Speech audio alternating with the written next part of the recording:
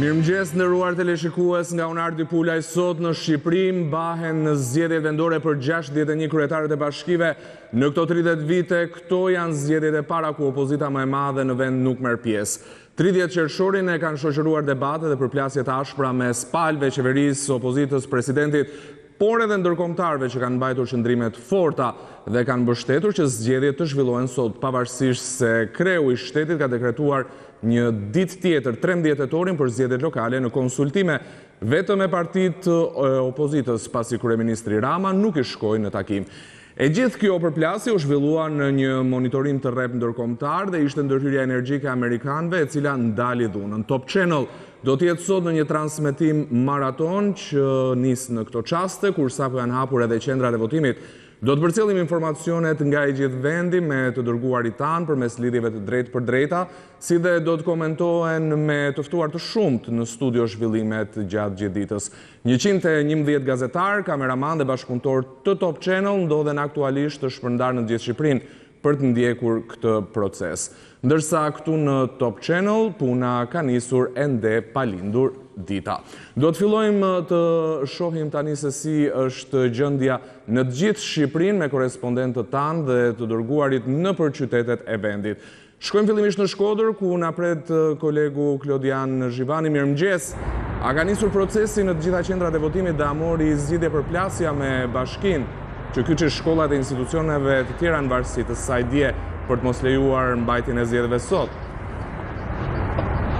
Mirëmëngjesi, në Shkodër është shpërndar materiali zgjedhor për të gjitha qendrat e votimit. Mbrëmjen e kaluar, thuajse në të gjitha godinat e mbyllura me zinxhir u përdor forca për t'i hapur ato dhe për t'i vënë në dispozicion të procesit të votimit. Vetëm në 2 institucione, siç janë Teatri Migjeni dhe Biblioteka Marin Barleti, nuk u ndërhyj me forcë, ndoshta për shkak të rëndësisë dhe vlerave që kanë, dhe u detyrua që ato të zhvendosen në godinat që janë në pronësi të pushtetit qendror. Ndërkohë, sot në mëngjes pritet të nisë procesi votimit thuajse në të gjitha qendrat e qytetit, ndërsa në zonat e thella malore për shkak të largësisë pritet që procesi i votimit të nisë me vonesë. Në vallën e Dejës, në fshatin Stajk, raportohet se ende materiali zgjedhor ndodhet jashtë godinës ku duhet të realisht të votohet, ndërsa në zonat e tjera, siç janë Malësia e Madhe, në Puk dhe në Fusharës, ende nuk janë raportuar probleme. Sa i takon Bashkisë së Shkodrës, do të jenë 165.300 qytetarë që kanë të drejtën të shprehin vullnetin e tyre për votë, teksa kandidati vetëm është ai i Partisë Socialiste Valdrin Pietri. Në Puk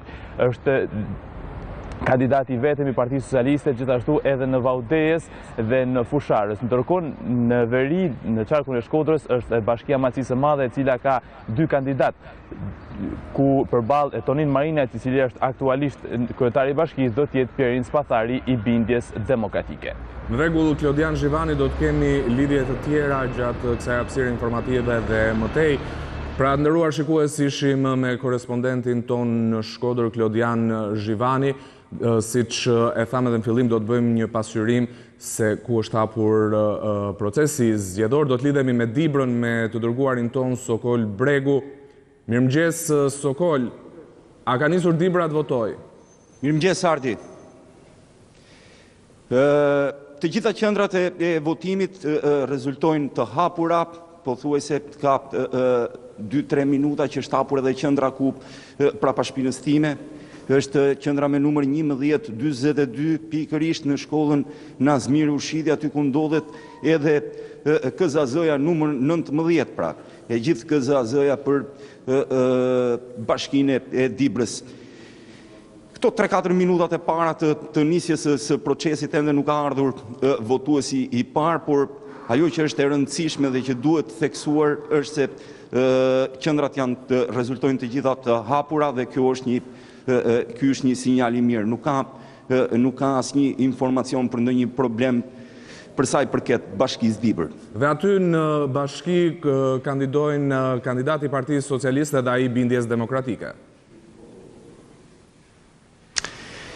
Po, ndryshe nga shumë bashki për të cilat do të votohet sot në Shqipëri, Bashkia e Dibrës ka garë elektorale, biles mendohet që duhet ketë edhe një garë të fortë, pasi edhe Bindja Demokratike këtu ka shpresa për ka shpresa për ndonjë rezultat të mirë. Kjo për arsye se kandidati i bindjes demokratike Shkëlqen Qokaj është larguar pak kohë më parë nga Partia Demokratike dhe ka qenë sekretari i përgjithshëm i kësaj dege lokale këtu në Dibër dhe i është bashkuar bindjes demokratike.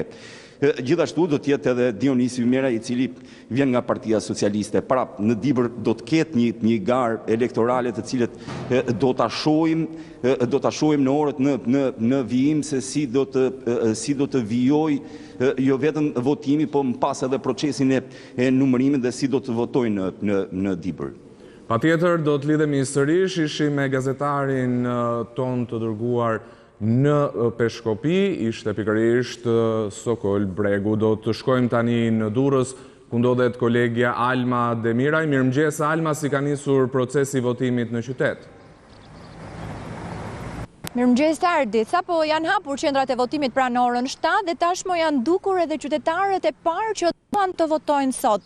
Sot është një e diele bukur, le të themi, në Durrës, një ditë e këndshme plazhi, me sa duket qytetarët po vinë, pasi unë shikoj kam përballë 2 qendra votimi këtu në qendër të qytetit të Durrësit dhe shoh qytetarë të cilët janë duke kërkuar emrat e tyre në listë. Me sa duket duan të hedhin votën e më pas të vijojnë ditën e tyre të plazhit. Dua të theksoj ardhi se në gjithë qarkun e Durrësit numërohen 350.000 votues. Ka 6 KZZ, pasi qarku i Durrësit përfshin 3 bashki, bashkinë e Krujës, atë të Shijakut dhe Durrësit. Në Durrës kandidon për Partinë Socialiste Valbona Sako dhe për Bindjen Demokratike Valbona Sakollari. Pra kemi 2 Valbona këtu në qytetin e Durrësit. Në Shijak është Elton Arbana si kandidati i Partisë Socialiste dhe Arben Pohumi kandidati i Bindjes Demokratike, ndërsa në Krujë, për Bashkinë e Krujës, kemi vetëm kandidatin e Partisë Socialiste Artur Bushi, ndërsa Bindja Demokratike nuk ka një kandidat të saj. Ne kemi ndjekur dje të gjithë procesin e shpërndarjes së materialeve zgjedhore dhe në qarkun e Durrësit nuk është regjistruar asnjë incident. Fatmirësisht, shpresojmë që dhe dita e sotme e votimit ata të cilët kanë vendosur të votojnë pra të bëjnë zgjedhjen e tyre, të votojnë qetësisht pa patur incidente. Megjithatë, do të shikojmë, grupi Top Channel do të ndjeki hap pas hapi të gjithë procesin e votimit gjatë ditës së sotme. Kujtoj se qarku i Durrësit ka gjithsej 1528 qendra votimi, pra të gjithë rrethinat, siç e thash, fshatrat e Krujës, për Bashkinë e Krujës, Durrësit dhe të Shijakut. Në rregull, Alma Demiraj drejt për drejt nga Durrësi. Lezhjanët në fletën e votimit sot kanë 3 emra, por në garë janë vetëm 2 kandidat, ai socialist Pierre Indreu dhe Eduard Ndocaj. Lidhemi me Lezhën ku është kolegja Kristiana Pemaj. Mirëmëngjes Kristiana, si paraqitet situata atje dhe në bashkitë e tjera të qarkut? Po, mirëmëngjes. Situata deri më tani në Lezhë paraqitet e qetë. Lezhjanët sot në fletat e votimit kanë 3 emra. Është Pierre Indreu, është Eduard Ndocaj dhe Salvador Kaqaj. Në Lezhë janë 86.466 votues, të cilët kanë mundësinë që të votojnë në 126 qendra votimi, ndërsa në qytetin e Laqit kandidon Majlinda Cara e Partisë Socialiste si dhe Edmond Piroli i Bindjes Demokratike. Në këtë zonë numri i votuesve është 57.000, të cilët kanë mundësinë që të votojnë në 76 qendra votimi, ndërsa në qytetin e Mirditës kandidon Drejtës Deda i Partisë Socialiste, si dhe duhet theksuar se në garë. Në rregull, do të kemi një shkëputje me kolegen Kristiana Pemaj nga Prishtina, ku raporton çdo ditë për Top Channel.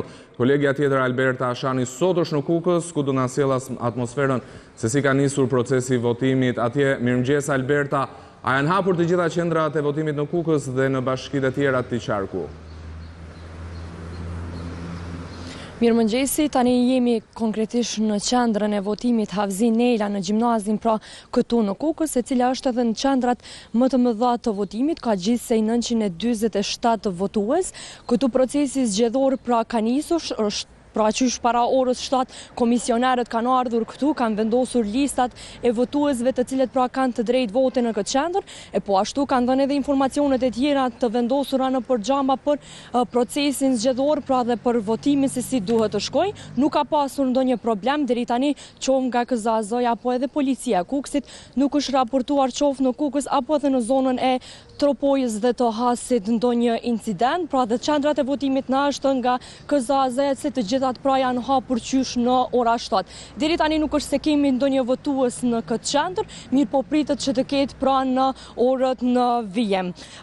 Duhet të theksojmë se gjatë orës së natës, policia e Kukësit qoftë në Kukës, në Tropoje dhe në Has, pro ka pasur në mbikëqyrje dhe është përkujdesur për të gjitha qendrat e votimit deri në ora 6 të mëngjesit, kur edhe kanë ardhur komisionerët për t'i bërë përgatitjet e fundit para fillimit të procesit zgjedhor. Nga 88 qendra votimi sa janë pra në Has, 80 prej tyre do të mbahen në institucione shtetërore, ndërsa vetëm 8 prej tyre do të jenë në lokale private.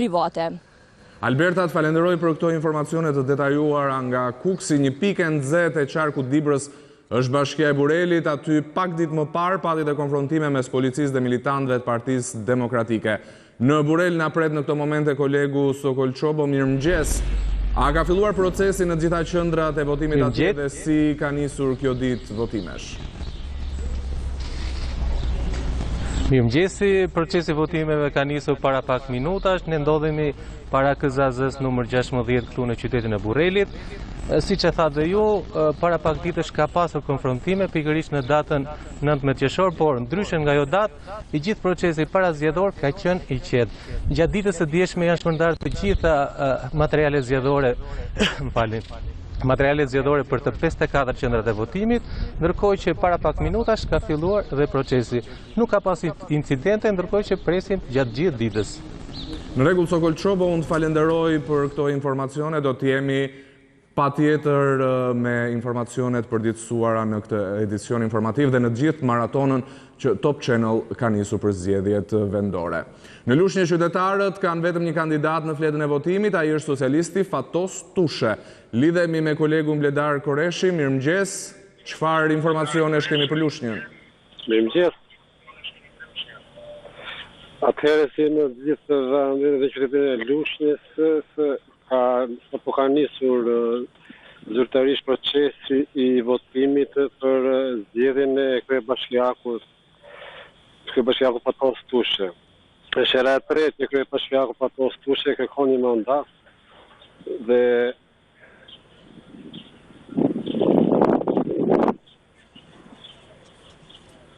në qytetin e Lushnjës marrin pjesë. Nuk e di nëse dëgjojmë mirë, kemi një problem me korespondentin ton. Gjithsesi, nderuar shikues, jemi në këtë maraton televizive të Top Channel për sa i përket zgjedhjeve vendore të 2019-s.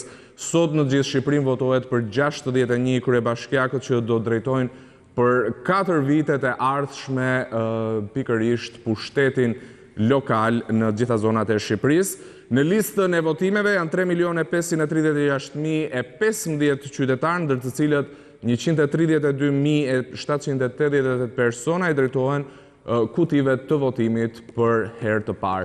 Ashtu siç kemi pasur mundësinë të ndjekim nga informacionet që kanë përcjell kolegët tanë të shpërndarë në gjithë Shqipërinë, nga Dibra, nga Durrësi dhe vende të tjera nga Kuksi, procesi i votimit ka nisur normalisht. Shkojmë tani në Fier, ku do të lidhemi me gazetaren Kristi Gongo. Mirëmëngjes, a janë hapur atje të gjitha qendrat e votimit, Kristi? Mirëmëngjes, Ardi, pas përfundimit me sukses të procesit të shpërndarjes së materialeve zgjedhore nga KZAZ drejt qendrave të votimit, ka nisur edhe procesi i votimit sot në orën 7. Jemi në një nga qendrat e votimit ku, siç e shikoni, janë gati për të votuar. Dhe unë sot jam me një nga votueset e cila ka ardhur herët. Le ta pyesim pak sepse keni zgjedhur të vini kaq herët për të votuar. Keni pasur pak sa frikë?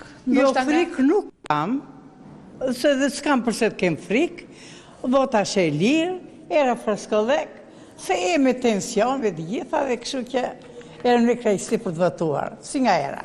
Si e keni parë këto tensionet politike? Ju kanë ndikuar juve? Shqetësimet kemi parë nga të tjerët. Nuk ashtu, po këta kam punuar është gjuna. Këtu në Fier, si duke është ndjerë? Fier, është mrekullueshëm. Ju falenderoj. Procesi i votimit të mbar. Faleminderit. Por përveç zonjës në Fier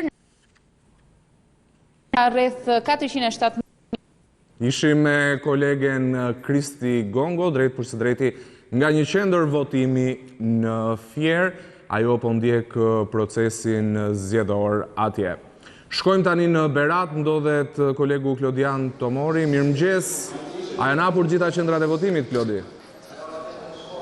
Mirëmëngjes Ardi, edhe në qarkun e Beratit ka nisur zyrtarisht procesi i votimit në të 5 bashkitë e këtij qarku.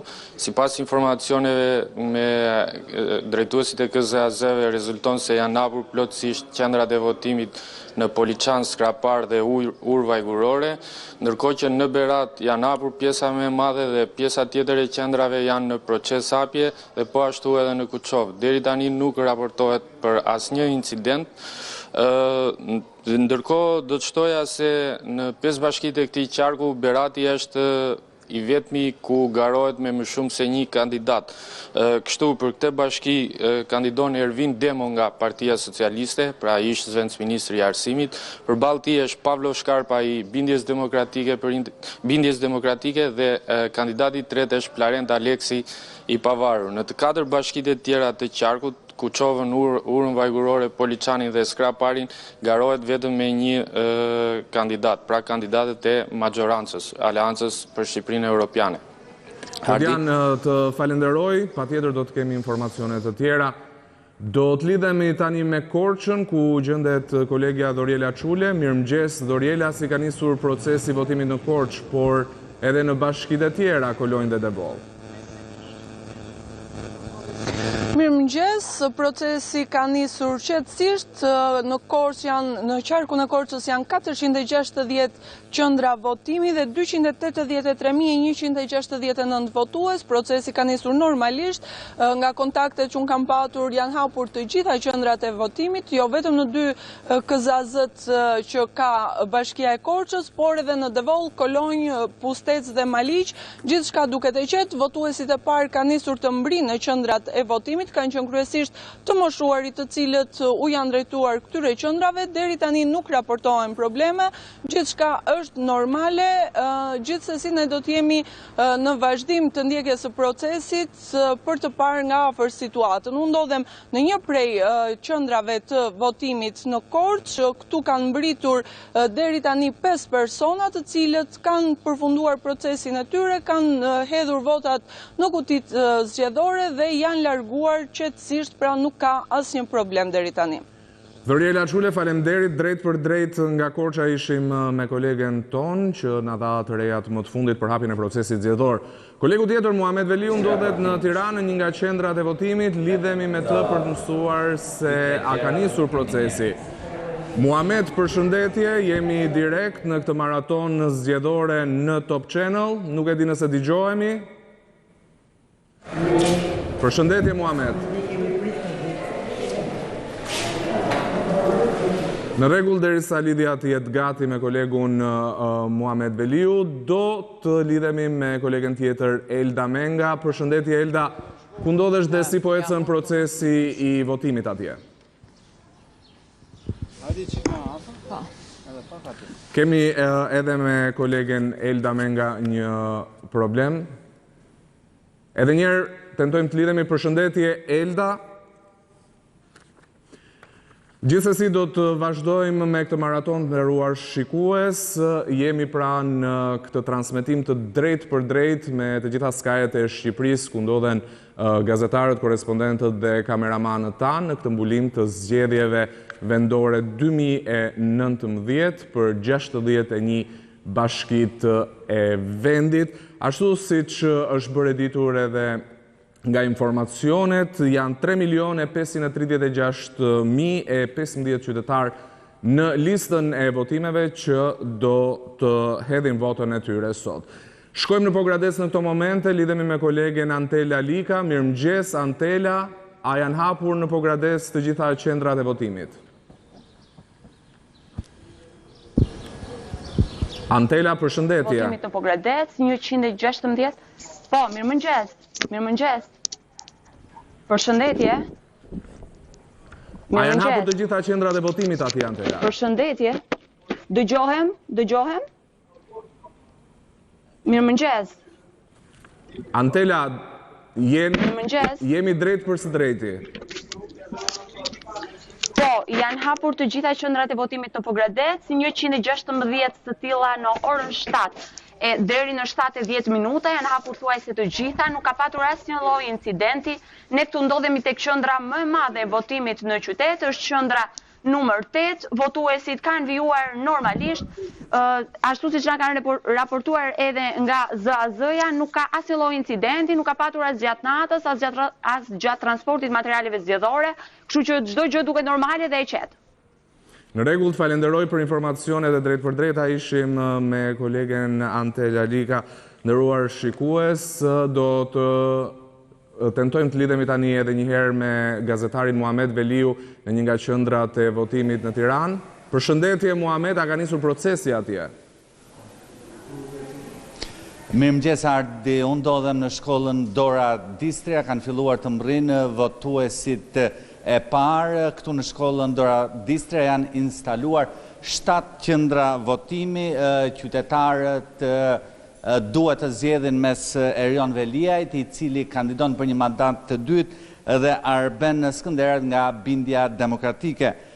Bashkia e Tiranës ka 662.837 votues, në dispozicion të cilëve janë 924 qendra votimi. Nga informacionet që unë kam, votimi ka nisur pa probleme në të gjitha këto qendra votimi për Bashkinë e Tiranës. Muhamet, falenderoj, do t'jemi në lidhje të tjera. Lidhemi tani me kolegen Elda Menga. Përshëndetje, Elda, ku gjendesh në këto momente dhe si po ecën procesi? Përshëndetje Ardi, unë ndodhem në shkollën e Min Duraku, aty ku janë edhe 7 qendra votimi në orët e para të mëngjesit të sotëm. Ka vijuar normalisht edhe hapja e qendrave të votimi në këtë shkollë, po ashtu edhe janë hasur dhe kanë ardhur edhe votuesit e parë në këtë qendër. Po ashtu ne kemi konstatuar se jashtë oborrit të kësaj shkolle, por edhe në ambientet të oborrit, nuk ndodhet asnjë efektiv policie, ndofta edhe në orët në vijim do tjetë edhe prezenca e tyre. Por nëse më lejon Ardi, unë dua të ndalem në një moment të rëndësishëm dhe në një debat të rëndësishëm që është bërë për këto zgjedhje, ku janë angazhuar jo vetëm socialistët, por unë kam mësuar se edhe strukturat e Partisë Demokratike janë angazhuar për të monitoruar procesin e votimit ditën e sotme, pra jo për ta pamundsuar. Me sa duket edhe ndryshimi I qëndrimit të kryedemokratit Basha lidhur me procesin zgjedhor të 30 qershorit ka ndikuar edhe në porosit e fundit që janë dhënë demokratëve. Unë kam një dokument konfidencial I cili është shpërndar ditën e djeshme strukturave të Partisë Demokratike, të cilët janë shpërndar në të gjithë qendrat e votimit në Shqipëri, ku kërkohet specifikisht monitorimi I procesit të votimit nga ora 7 kur hapen kutitë e votimit deri në orën 19:00 duke konstatuar të gjithë numrin e personave të cilët paraqiten për të votuar në qendrat e votimit përkatëse ku janë shpërndar edhe grupet e punës së Partisë Demokratike. Po ashtu evidentimi në fund të procesit të votimit I të gjithë personave të cilët janë paraqitur fizikisht pranë qendrave të votimit për të konstatuar me sa duket edhe numrin e personave real, pra nëse në një proces të mundshëm numërimi të votave rezulton që në kutitë e votimit janë hedhur më shumë vota se sa votues real. Po ashtu ka mësuar se në çdo një orë ky monitorim do të raportohet në një numër të caktuar të grupeve të punës të shpërndara në të gjithë vendin. Po ashtu do të konstatohet edhe personat me precedent penal apo edhe parregullësi të procesit të votimit. Po ashtu janë porositur struktura që të fotografojnë, të bëjnë video dhe të mbledhin fakte dhe të dhëna të cilat sipas tyre dëshmojnë se procesi I 30 qershorit është farsë. Në rregull, Elda, të falenderoj për këto informacione të drejt për drejta nga Tirana, si dhe pikërisht me vendimin më të fundit të Partisë Demokratike për ta monitoruar këtë proces zgjedhor sot. Në një dalje para medias dje në mbrëmje vonë, kryetari i Partisë Demokratike Lulzim Basha i apeloi shqiptarëve që të bëjnë qëndresë dinjitoze, por jo dhunë sot gjatë ditës së zgjedhjeve, pasi nga dhuna sipas tij përfiton vetëm Edi Rama. Basha bëri thirrje për të mos votuar, por edhe për protesta. Unë dhe demokratët nuk besojmë tek dhuna. Ndaj sot dua t'i them çdo demokrati dhe çdo qytetari që është bashkuar në përpjekjet tona. Jini krenar, sepse kemi bërë një shërbim të madh Shqipërisë duke mos rënë pre e dhunës të orkestruar nga Edi Rama. Unë jam krenar me dinjitetin, qytetarin dhe kurajon tuaj. Fal tyre, ky regjim është plagosur për vdekje dhe do të rrëzohet shumë shpejt. Unë e di se ka shumë njerëz që mendojnë se me autokraci Edi Rama dhuna është i vetmi mjet për ta hequr, se Edi Rama nuk kupton asnjë gjuhë tjetër veç dhunës. Unë besoj se nga dhuna nesër nuk përfiton askush përveç Edi Ramës. Asnjë lëndim, asnjë plag shqiptarësh nuk vlen për asgjë. Dhuna dhe viktimat i vlen vetëm Edi Ramës. Ai do arsye, ai kërkon të siguroj pretekstin e kundërshtarit dhunshëm për të justifikuar represionin e shtetit të tij të kriminalizuar policor, për të justifikuar dhunën dhe abuzimet që ka kryer deri tani. Fundi i Edi Ramës po vjen nga braktisja e tij, nga distancimi prej tij, nga izolimi i tij. Ky fund është pranë. Dhe mbi të gjitha, sepse përpjekjet tona të deri tanishme kanë qenë thellësisht europiane, thellësisht parimore dhe jo për pushtet personal. Ngrijeni zërin nesër në protesta, në rrugë dhe në sheshe, sfidojeni regjimin kudo në mënyrë paqësore. Nesër është dita për treguar vullnet me bashkim, me qëndresë dinjitoze, me vendosmëri, me kurajo dhe jo dhunë. Dhe ishte pra kjo pikërisht deklarata e kreut Partisë Demokratike Lulzim Basha një ditë përpara votimeve lokale që ka nisur sot që në orën 7 mëngjesit, ashtu siç keni pasur mundësinë ta ndiqni gjatë transmetimit të drejt për drejt, jemi lidhur me gazetarët dhe korrespondentët tanë në qytete të ndryshme të vendit. Në këto momente do të lidhemi me Kristina Fidin në Gjirokastër. Përshëndetje Kristina, ka nisur atje procesi i votimit? Përshëndetje Ardi, sapo ka nisur, pak minuta më parë procesi i votimit në të gjithë KZ-n 78 në Gjirokastër, por edhe në KZ-t e tjera në të gjithë qarkun, duket se po nis, ka vetëm disa pengesa të vogla që duken teknike për disa qendra, por aktualisht është në momentet e fundit gjithandej po nis procesi.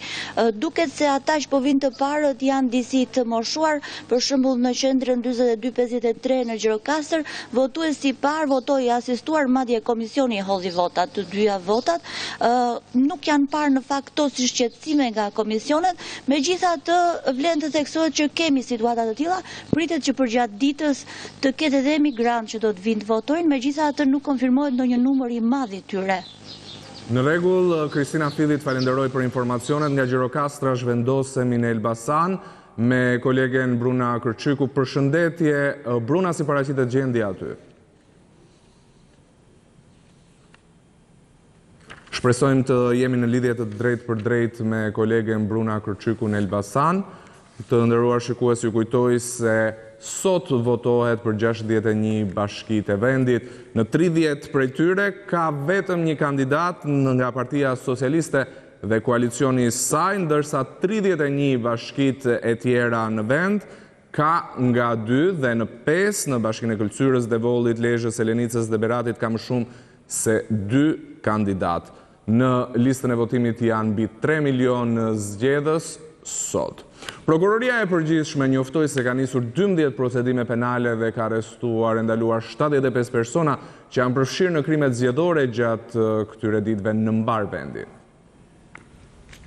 Vetëm disa orë përpara nisjes së procesit zgjedhor për zgjedhjet lokale të 2019-s, prokuroria ka bërë të ditur se në të gjithë vendin janë regjistruar 12 procedime, prej të cilave 75 persona janë arrestuar ose janë ndaluar. Në Elbasan janë regjistruar 2 procedime penale ku si pasoj 7 persona janë arrestuar për veprat penale të organizimit dhe pjesëmarrjes në grumbullime e manifestime të palishme, pengimi subjekteve zgjedhore, si dhe pengimi qarkullimit të mjeteve të transportit. Po në Elbasan për thirrje publike për vepra të dhunshme është vendosur në hetim 1 person. Në Shkodër janë regjistruar 3 procedime për vepra penale që prekin zgjedhjet. 5 persona janë arrestuar ndërsa 2 të tjerë janë ndaluar në iniciativë për veprën penale të shkatërimit me zjarr të pronës dhe atë të kundërshtimit të punojësit të policisë. Për 4 prej të arrestuarve është dhënë masa e sigurisë arrest me burg, për 2 të tjerët arrest shtëpie dhe për një tjetër masa detyrim paraqitjeje. Ndërkohë për veprat penale dëmtim me dashje i materialeve zgjedhore dhe kundërshtimi punojësit të policisë së rendit janë arrestuar 14 persona, për të cilët ende nuk është dhënë masa e sigurisë. Edhe në Tiranë për veprat penale të dëmtimit me dashje të materialit zgjedhor janë arrestuar në flagrancë 3 persona. Për të njëjtën vepër penale si dhe për atë të kundërshtimit të policisë dhe organizimin e pjesëmarrje në grumbullime e manifestime të palishme, në Tropoj janë arrestuar në flagrancë 7 persona, ndërsa 2 të tjerë janë ndaluar. Për 3 prej të arrestuarve është dhënë masa e sigurisë arrest me burg me afat 20 ditor. Për 3 të tjerë masa e sigurisë arrest shtëpie dhe detyrim paraqitje për 3 nga 9 personat e proceduar. Edhe në matë për vepra penale që pengojnë zgjedhjet janë arrestuar 10 persona, për 2 prej të cilëve gjykata ka vendosur masën e sigurisë arrest me burg, për 4 arrest shtëpie dhe për 4 të tjerë detyrim paraqitje janë në policinë gjyqësore. Ndërkohë në Kavaj prokuroria ka regjistruar një procedim për veprat penale shkatërimi i pronës, organizim dhe pjesëmarrje në grumbullime e manifestime të palishme, si dhe për veprën penale të kundërshtimit të punojësit të policisë. Për këto vepra janë arrestuar 8 persona, për 4 prej të cilëve është dhënë masa arrest me burg, 2 janë lënë arrest shtëpie, e për 2 të tjerë është dhënë masa e sigurisë detyrim për të paraqitur në policinë gjyqësore. Edhe në Pogradec për veprën pengimi zgjedhjeve janë arrestuar 2 persona, për të cilët gjykata ende nuk ka dhënë masën e sigurisë. Një procedim penal ka regjistruar edhe gjykata e rrethit gjyqësor Dibër, në ngarkim të 12 personave të arrestuar në flagrancë për veprën penale dëmtim me dashje i materialit zgjedhor dhe kundërshtim të policisë së rendit publik. Për të 12 të arrestuarit ende nuk është dhënë masa e sigurisë nga gjykata. As në Fier nuk kanë munguar arrestimet për veprat penale që prekin zgjedhjet. 3 persona janë arrestuar në flagrancë dhe një tjetër është shpallur në kërkim për veprën penale të dëmtimit me dashje të materialit zgjedhor. Një ditë para zgjedhjeve, objektet e rëndësisë veçantë janë marrë në mbrojtje nga ana e forcave të ushtrisë, të cilat zbëndësojnë policinë e shtetit të angazhuar vetëm në sigurinë e qendrave të votimit. Forcat ushtarake kanë ndaluar të angazhohen në zgjedhje. Që prej pas ditës së të premtes, ushtria ka marrë në ruajtje ambasadat e vendeve të huaja, të cilat konsiderohen objekte të rëndësisë së veçantë. Vendimi për ruajtjen e këtyre objekteve me trupat e forcave të armatosura ka ardhur pas një vendimi të përbashkët midis ministrit të Brendshëm dhe asaj të mbrojtjes. Ushtria gjithashtu ka marrë në ruajtje dhe objekte të tjera, siç janë kryeministria, ministrit, rezidencat e trupave diplomatike, gjykatën e lartë dhe atë kushtetuese. Forcat armatosura do të qëndrojnë në gatishmëri deri në përfundimin e plotë të procesit zgjedhor, një praktike ndjekur në çdo palë zgjedhje, si në ato vendore, ashtu edhe në ato parlamentare. Siç e bëri me dje në një dalje për mediat edhe drejtori i rendit publik Albert Dervishaj, 84 objekte të rëndësishme që ruheshin me forcat e policisë, tashmë do të ruhen nga ushtria. Janë 280 punonjës policie që ruajnë objektet e rëndësisë së veçantë, të cilët pas planit të masave do të angazhohen për mbarvajtjen e procesit zgjedhor. Më pas, përgjegjësia e ruajtjes së këtyre objekteve do të kalojë përsëri tek policia. Krahas ushtrisë janë trajnuar rreth 7800 efektiv policie që do të angazhohen për gjatë zgjedhjeve, nga të cilët mbi 5800 policë kanë marrë në ruajtje objekte zgjedhore në të gjithë vendin. Shqipëria ka 5417 qendra votimi, 90 KZZ, si dhe 90 vende numërimit të votave, të cilat do të ruhen nga policia. Janë pra këto pikërisht përgatitjet që janë bërë deri dje për procesin e sotëm të votimit. Ne do të shkojmë në Elbasan në këto momente, është kolegja Bruna Kërçyku. Përshëndetje Bruna, si po shkon procesi i votimit në Elbasan? Përshëndetje, janë hapur pothuajse të gjitha qendrat e votimit në qarkun e Elbasanit, janë 2800 qendra votimi që janë gati tashmë për të filluar procesin zgjedhor, procesin e votimit. Normalisht u ndodhem në qendrat e votimit 2310-2307 në qytetin e Elbasanit, të vendosura pranë Universitetit Aleksandër Xhuvani. Këtu kanë filluar të vinë votuesit e parë. Ju kujtoj se në qarkun e Elbasanit votohet për 7 bashki, 5 nga të cilat kandidon vetëm një kandidat nga Partia Socialiste. dhe në prenjas e Cerrik ka 2 kandidat, në prenjas nga Aleanca Kuq e Zgjedhur në qytetin e Cerrikut, në bashkinë e Cerrikut, kandidati i bindjes demokratike. Nuk ka pasur asnjë lloj incidenti, kujtojmë edhe gjatë fushatës në qarkun e Elbasanit, edhe pse kemi 2 bashki që drejtohen aktualisht nga Lëvizja Socialiste për Integrim dhe Bashkia e Peqinit që drejtohet nga PDI-u. Deri tani procesi këtu është normalisht, janë 343.000 e rreth 300 qytetarë me të drejtë vote që sot janë thirrur të shprehin vullnetin e tyre. Bruna, të falenderoj për këto informacione të drejtë për drejta. Zhvillimet në Komisionin Qendror të Zgjedhjeve këtu në Tiranë ndjek kolegu Denis Tahiri, me cilin lidhemi në këto momente. Mirëmëngjes Denis, cilat janë informacionet e para të Komisionit Qendror për nisjen e procesit votimit në shkallë vendi? Mirëmëngjes. Nisur tashmë zyrtarisht prej orës 7 në 5417 qendrat e votimit në të gjithë vendin. Probleme kanë shfaqur disa qendra votimi në Shkodër, ku pritet që procesi votimit të fillojë me vonesë. Në të gjithë vendin do t'i drejtohen kutive të votimit sot, do të kenë mundësinë për të votuar për zgjedhur 61 kryebashkiakët e rinj, rreth 3.5 milion qytetar, prej të cilëve 132.000 janë votues për herë të parë. Në 31 bashki të vendit do të kemi vetëm nga një kandidat nga Partia Socialiste, ndërkohë që në 30 bashki të tjera kemi 2 kandidat. Përjashtim në këto 30 bashki bën ajo e Këlqyrës, Lezhës, Devollit, Selenicës dhe Beratit, e të cilat kanë 3 ose 4 kandidat. Procesi votimit pritet që të mbyllet rreth orës 19 të mbrëmjes, ndërkohë që anëtarët e Komisionit Qendror të Zgjedhjeve do të zhvillojnë her pas here mbledhje në varësi të situatave që do të paraqiten gjatë ditës.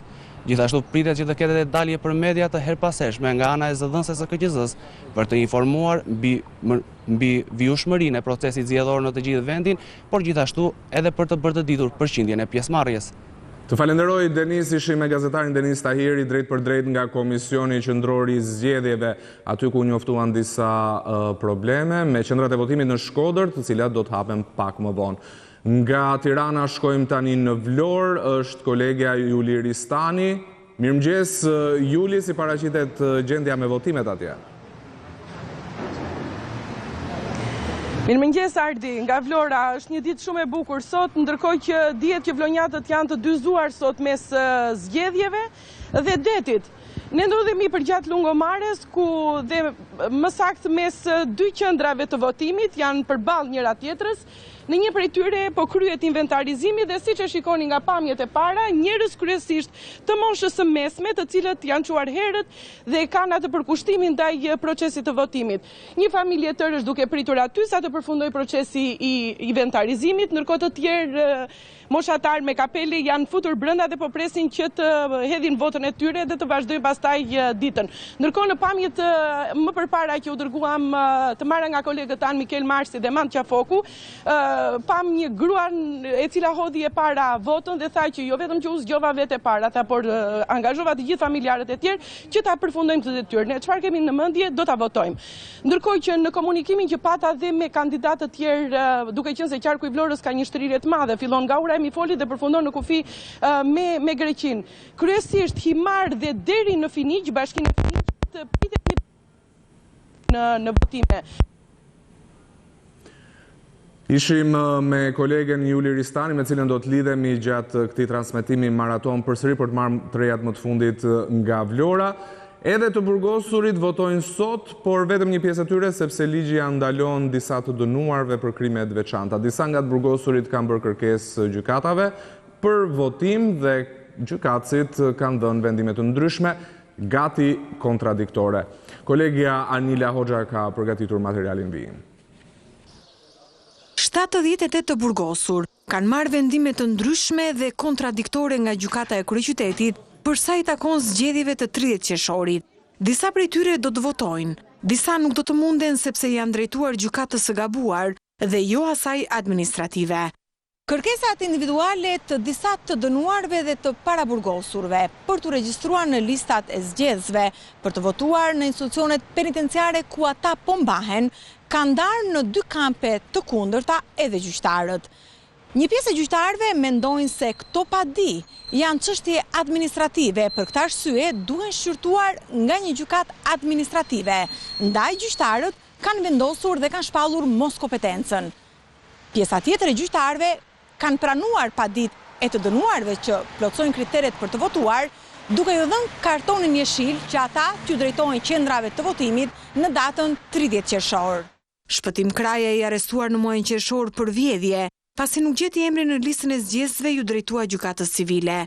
Por gjyqtari e konsideroi veten jo kompetent dhe e delegoi në gjykatën administrative.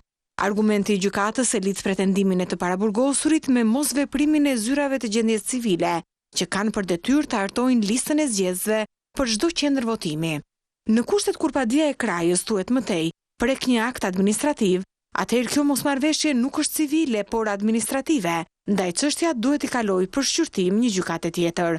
Por ndryshe është shprehur gjykata për të dënuar të tjerë, sikurse është rasti i Fabiano Topit, i cili kërkon të votojë në burgun 313, ku dhe mbahet i arrestuar.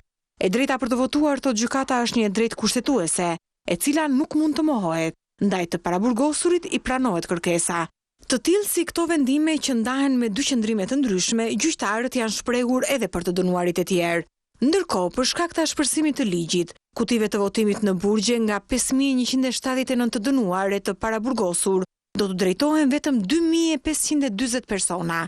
Të tjerët përjashtohen nga e drejta e votës për shkak të veprave të rënda që kanë kryer. Shkojmë tani te Anila Hoxha, e cila ndodhet dhe ajo në një nga qendrat e votimit në kryeqytet. Përshëndetje Anila, si paraqitet gjendja atje?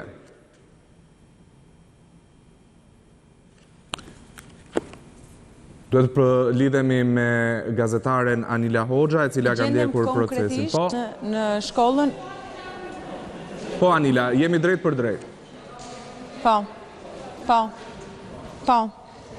Ka ik sinjali. Kriza politike po ndikon në jetën sociale dhe është tema kryesore e bisedës në çdo familje. Juli Ristani bisedoi me disa banorë të Tiranës, të cilët tregojnë në mënyrën e tyre të vëzhguarit të asaj që po ndodh dhe se çfarë do të bëjnë sot, do të votojnë apo jo. Situata politike dhe mediatizimi i saj janë kthyer në një farë mënyre në lodhje për qytetarët e thjeshtë. Do shkosh do votosh në fakt? Besoj se po. Si imagjinon 30 qershorin? Çfarë ditë do jetë? Ditë normale. Ka shpirë i do as di gjë fare çfarë. Se, do shkoni do votoni? As nuk e di, nuk e mendoj dot. Do votojmë dhe do jetë shumë e bukur. Na kam bezdisur një çik, por neve kemi besim që do shkojë çdo gjë mirë. Për popullin është shumë problem. Pse? Po problem sepse nuk ndihet i qetë. Si e keni përcjell të mediatizim të çështjes? Media i ka ngatruar çik më tepër punë se sa duhet. Si e keni ndar ju personalisht mendjen? Unë do votoj. Si e mendoni 30 qershorin, klimën e saj? Smundësia me këtë. Se kam vllaj, kam shok edhe me këtë smundësi. Politikanët e kanë zmadhuar kot, sepse populli merret ai që është në nivelin e vet. Puna ka ra. Puna o zero. Kuptoj. Mos bëj 20.000 lekë gjëra në ditë, gjë të madh. Duan gjakun e popullit, vrasin popullin. Ate i thash gocës më stresojnë. Si? Më stresojnë shumë. Unë kam ardhur nga Italia dhe kam ardhur me qëllim që dua të votoj. Absolutisht nuk do bëhet asnjë gjë, sepse ne vllai me vllai nuk duhet të vritemi si në theshtatën. Ka njerëz që thonë se këto ditë fikin televizorin. Ka dhe nga ata që mendojnë të mos dalin fare nga shtëpia atë ditë. Jemi në një konfuzion politik. Imagjino se si transmetohet kjo tek njerëzit të thjeshtë. Ti e bëre shumë bukur pyetjen. Ata njerëz të cilët e hapin televizionin dhe kanë edhe fëmijë në familje, jo vetëm të rritur. Fëmijët tashmë mendojnë që vetëm politika është loja më e bukur. Dhe mediat janë bërë kaq shumë të ngarkuara me këtë lloj informacione, saqë ndonjëherë duhet të mendojnë edhe këtë pjesën e barës peshimit me aktivitete të tjera argëtuese, të fitojnë njerëzit emocionet pozitive, sepse është bërë media burim i shkaktimit të energjive negative tek njerëzit. Por cilët janë kandidatët e 30 qershorit për shkak të mos pjesëmarrjes në zgjedhjet opozitës në 27 nga 61 bashkit, ka vetëm një kandidat. Në zgjedhjet e sotme lokale, vetëm në një bashki të vendit, atë të Devollit në qarkun e Korçës, garojnë 4 kandidat, 3 nga 3 forca të ndryshme politike dhe një i pavarur. Ndërsa në 4 bashki, ato të Beratit, Lezhës, Këlqyrës dhe Selenicës, garojnë nga 3 kandidat. Në 25 bashki në garë janë 2 subjekte politike, ndërsa në 27 bashki të tjera të mbetura, Partia Socialiste garon e vetme, pa asnjë rival. Kjo panorame këtyre zgjedhjeve të paprecedenta është prodhuar si pasojë e bojkotit të partive opozitare të këtyre zgjedhjeve. Për të zgjedhur se kush do t'i qeverisë shqiptarët në nivel lokal në 4 vitet e ardhshme, atyre do t'i duhet të zgjedhin mes kandidatëve të Partisë Socialiste, Bindjes Demokratike, Partisë Shpresa për Ndryshim, Frymës së Re Demokratike dhe kandidatëve të pavarur. Mega partia minoritetit grek garon vetëm në Bashkinë e Finiqit. Socialistët rikandidojnë disa kryetar bashkish që sipas tyre kanë prodhuar rezultate dhe meritojnë vijimin e punës së nisur. Për një mandat të dytë në Tiranë rikandidon Erion Velia, i cili gjatë fushatës elektorale premtoi shumë fishimin e punëve në bashkinë më të madhe të vendit. Vijimin e shërimit të shumë plagëve sociale urbane të Vlorës, socialistët ja kanë besuar doktor Dritan Lelit për një mandat të dytë. Në Fier, socialistët janë komod me Armando Subashin, sikurse në Korçë me Sotira Qfilon, tashmë një menaxher i sprovuar i shumë punëve të mira në këtë qytet. Transformimi i mëtejshëm i Librazhit është besuar përsëri Kastrot Gurrës. Tërmet Peçi mbetet i paprekshëm në Tepelen, sikurse Fredi Kokoneshi në Divjak dhe Fatos Tushe në Lushnjë e Luiza Mandi në Libohov. Si zgjidhje për Imarën, një bashki problematike me pronat e minoritetit grek, socialistët përsëri rikandidojnë Jorgo Goron. Në Poliçan për një mandat të katërt është Adriatik Zotkaj, ndërsa Gzim Topçiu do të vijojë mbretërimin e Maliqit, nisur që prej vitit 2000 për një mandat të 6, duke thyer çdo rekord elektoral. Jashtë garës, me arsyetimin se ata kishin shumë mandate dhe kërkohej një ritëm i ri, socialistët nuk garojnë sot në Elbasan t'jazim Sejdinin. Të njëjtin fat pati edhe Vangjush Dako, i konsideruar hambar votash në Durrës për përgjimet me Avdylajt, duke se është kostoja e mos kandidimit. Ilir Gjakolli la mandatin e deputetit për t'u përkushtuar qeverisjes së Pogradecit, sikurse Pierin Ndreu për Lezhën e qeverisur herë nga Partia Demokratike dhe herë nga LSI-a. Socialistët kanë zgjedhur disa figura të reja dhe pa një background të fortë politik, si në Durrës ku pasardhësja e Dakos është Valbona Sako dhe në Elbasan Gledan Latja, i vetëm në fletën e votimit pa rival. E njëjta histori edhe në Shkodër, një bastion i demokratëve ku socialistët kanë zgjedhur Valdrin Pietrin, ish drejtori përgjithshëm i Hipotekës. Dy prurje të reja të socialistëve janë edhe kandidatët e Gjirokastrës dhe Sarandës, Flamur Golemi dhe Adrian Gruma. Safet Gjitsi, i suksesshëm në futboll si presidenti Kuksit, premton për të njëjtin sukses në menaxhimin e këtij qyteti, bastioni i Partisë Demokratike. Ndërsa në kamzën blu të Xhelal Mziut, socialistët kandidojnë Ragip Sulin, i cili la mandatin e deputetit. Megjithse bindja demokratike e Astrid Patozit u krijua vetëm pak ditë përpara skadimit të afatit të regjistrimit të kandidatëve nga KQZ, mundi të futet në garën e sotme elektorale në disa qytete. Për Tiranën, në siglën e bindjes, garon Arben Skënderaj, në Durrës Valbona Sokollari, në Vlorë Valbona Mezini dhe në Korçë Leonard Olli. Bindja demokratike këtë debutim të parë elektoral e zhvillon në 21 bashki të vendit. Ishte pra ky një material i përgatitur për kandidatët të zgjedhjet e sotme. Shkojmë tani në Sarand, aty gjendet gazetari Artur Bibe. Përshëndetje, Artur, a ka nisur procesi i votimit në Sarand? Përshëndetje, çdo gjë duket se ka vazhduar normalisht këtu në Sarand. Pak minuta më parë ne mbyllëm komunikimin e fundit me të gjitha komisionet zgjedhore zonale. Janë vënë vetëm re disa vonesa në zonën e Delvinës, për sipas aty sekretares KZAZ-s ka qenë disa do thënë mos funksionime teknike. Menjëherë kanë shkuar në zonë të gjithë anëtarët e KZAZ-s. Sipas tyre na u tha se brenda pak minuta do të vazhdoj çdo gjë normalisht. Gjitha qendrat e votimit janë hapur në bashkinë e Konispolit, gjitha qendrat janë hapur në zonën e Imarës. Në fakt aty ka patur disa afishe në të cilat ftoheshin në gjuhën greke, po dhe në gjuhën shqipe, në të cilat ftoheshin anëtarët e komunitetit aty të mos votojnë diktaturën e re që po krijohet sipas tyre, por gjithsesi çdo gjë ka qenë normale për sa i përket anës procedurale dhe çdo gjë ka vazhduar normalisht. Falenderoj, ishim me Artur Biben drejt për drejt nga Saranda. Do të zhvendosemi në kryeqytet, lidhemi me kolegen Anila Hoxha. Përshëndetje, Anila, aty ku ndodhe shtëpia ka nisur procesi votimit. Përshëndetje Ardi, unë ndodhem në bashkinë e Kamzës e konkretisht në shkollën Ibrahim Rugova. Procesi i votimit ka nisur në orën 7, sikurse e parashikon edhe kodi zgjedhor. Procesi ka nisur normalisht, nuk ka asnjë problem në të gjitha qendrat e votimit të hapura. Në shkollën Ibrahim Rugova ku unë gjendem, janë 6 qendra votimi, kanë ardhur votues, pra megjithëse orët e para të mëngjesit normalisht nuk është se parashikohet të ketë një fluks të madh votues, sidoqoftë kanë mbërritur në këtë shkollë sikurse edhe në qendrat e tjera të votimit. Në total për bashkinë e Kamzës janë gjithsej 127 qendra votimi, por duhet të kemi parasysh këtu se ndërkohë disa prej këtyre qendrave janë mbyllur nga bashkia e Kamzës, e për këtë arsye është dashur që disa prej tyre të zhvendosen kryesisht në shkollat kryesore të bashkisë së Kamzës.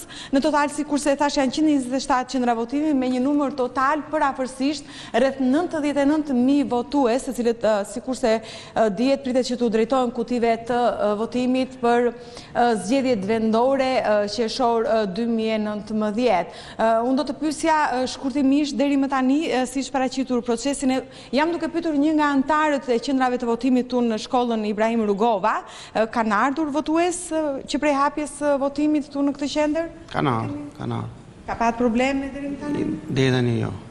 Parashikoni të ketë një fluks ose një interes të votuesve? Po besojmë se do vinë. Vëzhgues ka procesi në këtë qendër votimi? Ka vëzhgues. Ka. Faleminderit. Atëherë ardhi kjo është situata në, sikurse e thash, në shkollën Ibrahim Rugova këtu në Kamës. Deri më tani nuk ka asnjë problem, procesi vazhdon normalisht. Po ardhi? Në rregull, Anila, ishim drejt për drejt me gazetaren Anila Hoxha nga Kamza, ajo po ndjek atje procesin e votimit. 30 qershorit i parapriu një klim e tensionuar, sidomos në bashkitë e drejtuara nga demokratët, ku disa KZAZ u përfshin nga zjarri dhe tymi. Protestuesit e Partisë Demokratike thanë se dolën në mbrojtje të dekretit të Metës që anulonte 30 qershorin.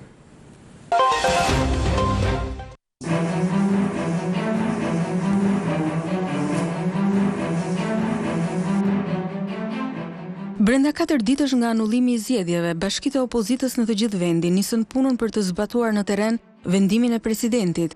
Bashkitë e drejtuara nga Partia Demokratike dhe Lëvizja Socialiste për Integrim ju drejtuan përmes një shkrese Komisionit Qendror të Zgjedhjeve, ku kërkuan nga KZAZ lirimin e mjediseve dhe heqjen e listave zgjedhore. Komisioni Qendror i Zgjedhjeve vlerëson se këto kërkesa dhe veprime janë në shkelje flagrante të dispozitave të kodit zgjedhor. Por për KQZ-n, dekreti nuk ekziston ndaj konflikti për datën e zgjedhjeve dhe retorika e ashpër i dha shkëndijat e para në tropoj. Komisionet zonale ishin përforcuar ndërkohë me forca të shumta policore, ndërsa Partia Demokratike ngrinte aleanca qytetare në mbrojtje të demokracisë. Një tur me mbështetës të Partisë Demokratike mësyu me forcë muzeun në Beram Curi dhe me thirrjet Ramaik, thyen kutitë e votimit dhe nxorën prej mjediseve të KZAZ-s numër 9 materialet zgjedhore të cilat i shkatruan.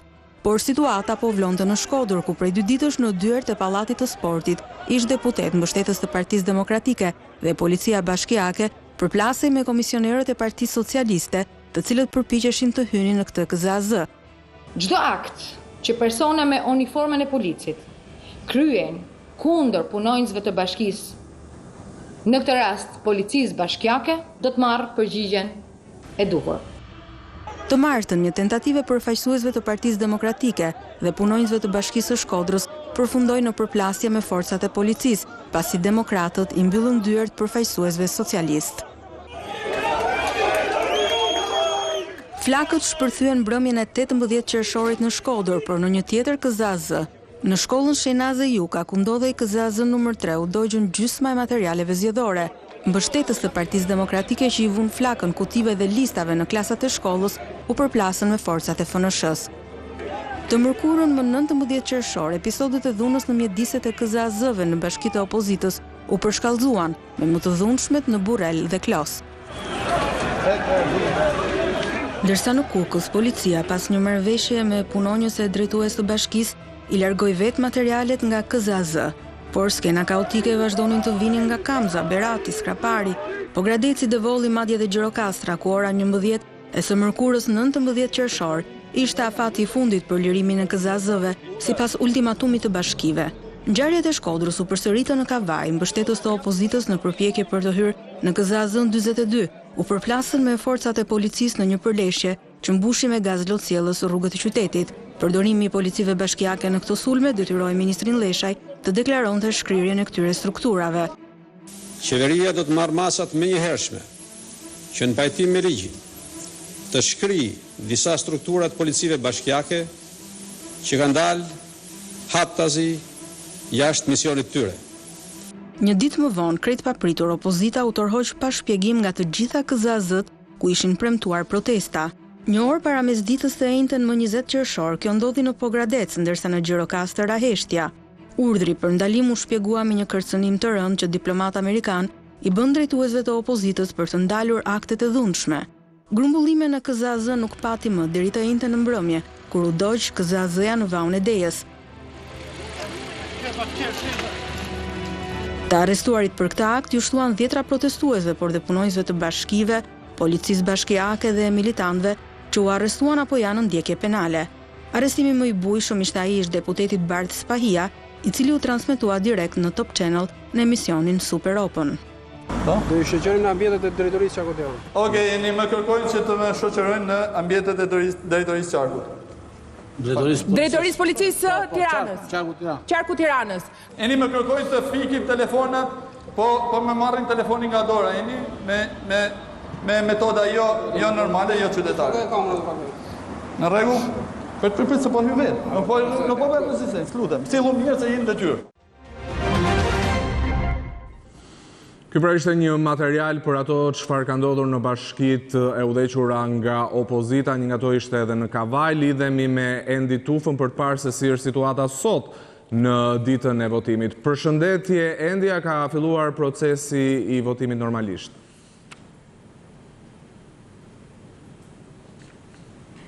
Jemi në pritje për të lidhur me kolegun Endi Tufa, i cili gjendet në qendrat e votimit në Kavaj. Do të presim pak. 2 dekretet e presidentit Ilir Meta i rritën tensionet mes palëve, pari që anullon të 30 Qershorin dhe dekreti i dytë me cilin kreu i shtetit caktoi një datë të re atë të 13 tetorit.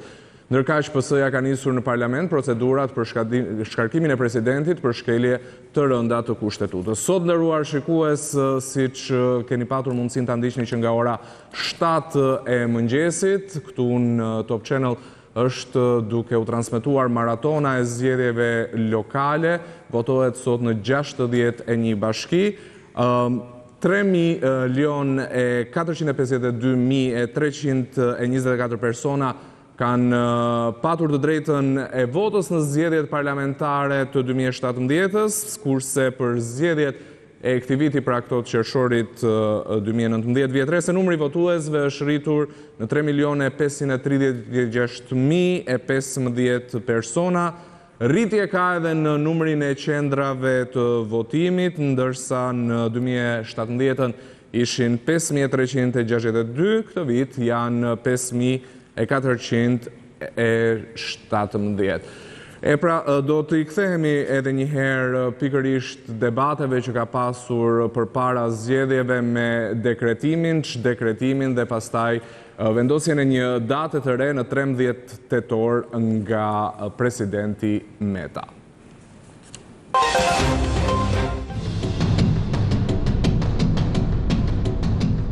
Kjo firmë e presidentit Ilir Meta mbi një dekret të ri për çregjistrimin e datës së zgjedhjeve më 30 Qershor u argumentua gjatë nga kreu shtetit. Kjo vendimmarrje e presidentit të Republikës i shërben krimit të një hapësire kohore, brenda së cilës palët politike në vend pavonesë të reflektojnë për të reaguar që të reagojnë për një zgjidhje në funksion të interesave të vendit, me bindjen se kjo vendimmarrje në kushtet aktuale është mënyra e vetme për të ndihmuar në zgjidhjen e krizës së rëndë ku ndodhet vendi, ka vendosur që të dekretoj shfuqizimin e dekretit nr. 10.928, datë 5.11.2018 për caktimin e datës zgjedhje për organet e qeverisjes vendore dhe anullimin e datës 30 Qershor 2019 si ditë e zhvillimit të zgjedhjeve për organet e qeverisjes vendore në Republikën e Shqipërisë. Ftoj të gjithë aktorët e përgjithshëm vendas dhe ndërkombëtar të bashkojnë kontributet konstruktive për i vendosjen sa më shpejt të dialogut të pazvendësueshëm politik dhe për gjetjen e një zgjidhje të shpejtë që i shërbejnë të ardhmes europiane të Shqipërisë. Pikërisht ky dekret ishte piknisja e një lufte të hapur mes maxhorancës që e zgjodhi president dhe Ilir Metës, ish aleati